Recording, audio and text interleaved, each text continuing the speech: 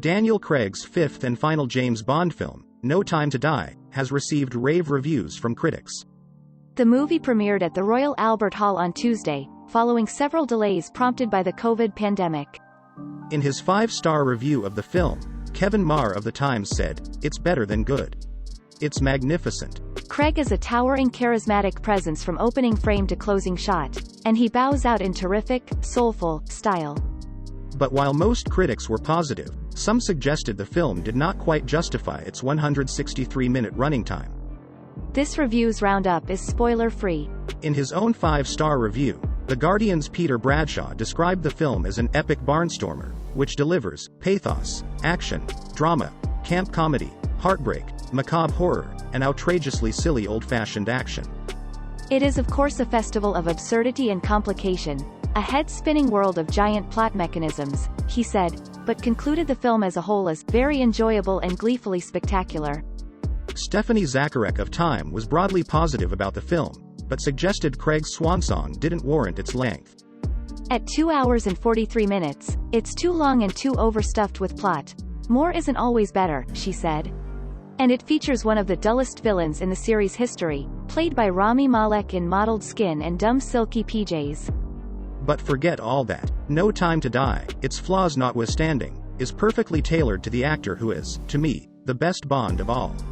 No Time to Die marks the culmination of an overarching storyline that began with Craig's first Bond film Casino Royale, released in 2006. In another 5-star review, Robbie Collin of The Telegraph said, "Cary Joji Fukunaga's extravagantly satisfying, bulgingly proportioned last chapter to the Craig era throws almost everything there is left to throw at 007 the series can come up with. We've been expecting you, Mr. Bond, for quite some time," he added, "and what a joy and relief it is to have you back."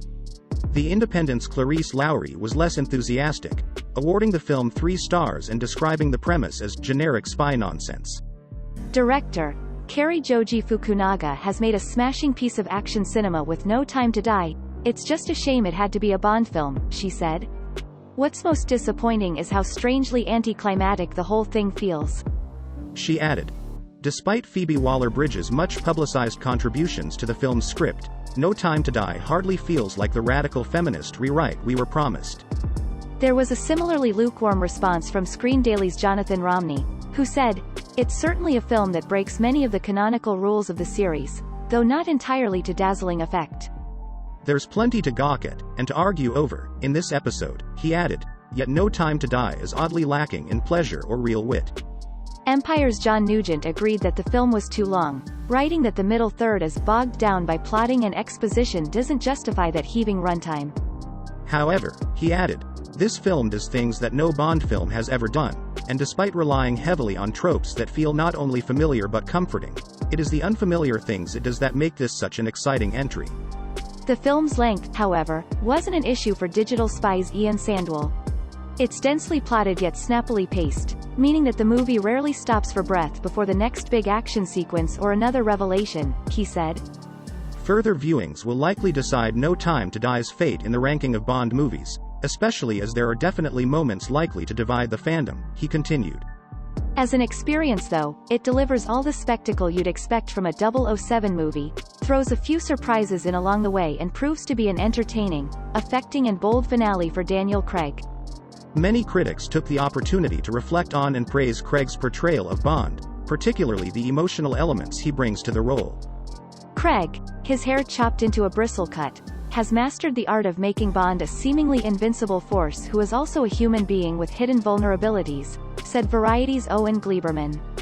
He was similarly positive about the film's villain as Lucifer Sofin, writing, "Rami Malek, with mottled skin, an all-seeing leer, and the caressing voice of a depraved monk, makes him a hypnotic creep."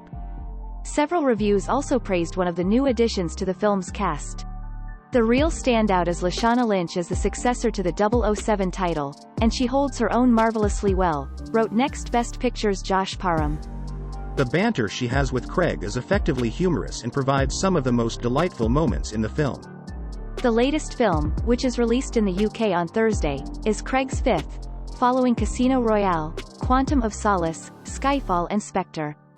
No Time to Die is a genre-bending Bond, said Claire Gregory of Sky News. Fans will be pleased that all the classic lines are delivered, sometimes with such humor that you can't help but suspect they were improved by Phoebe Waller-Bridge's pass at the script. The film is chock full of tech, explosions, guns and car chases, she continued. In fact, some of the scenes feel slightly gratuitous, with Daniel Craig getting one last opportunity to do pretty much everything you could ever expect from Bond. The film sees several actors from the Craig era reprise their roles, including Ralph Fiennes as M, Naomi Harris as Moneypenny, Ben Whishaw as Q, and Léa Seydoux as love interest Dr. Madeleine Swann. Even if the 2 3/4-hour running time is occasionally a slog, it ultimately delivers, wrote The Hollywood Reporter's David Rooney. He said the film was the most tender portrait of James Bond we've ever seen, although he criticized the film's plotting deficiencies and occasional pacing lags. It may not rank up there with Skyfall, but it's a moving valedictory salute to the actor who has left arguably the most indelible mark on the character since Connery, he concluded. The film does deliver some impressive chases and action sequences, said CNN's Brian Lowry. But, he added, No Time to Die feels as if it's working too hard to provide Craig a send-off worthy of all the hype associated with it, an excess that might be summed up as simply, finally, by taking too much time to reach the finish. Alex Flood of NME praised the film in his 4-star review, but added, there are issues. Rami Malek's disfigured Safin is another cliched, empty bad guy, and while Ana de Armas thrills during one eye-popping party scene, her character is quickly discarded so that other, blander men can take the spotlight. For the most part though, and with so much at stake thanks to COVID decimating cinema, No Time to Die producers Barbara Broccoli and Michael G. Wilson should be applauded for taking some bold risks.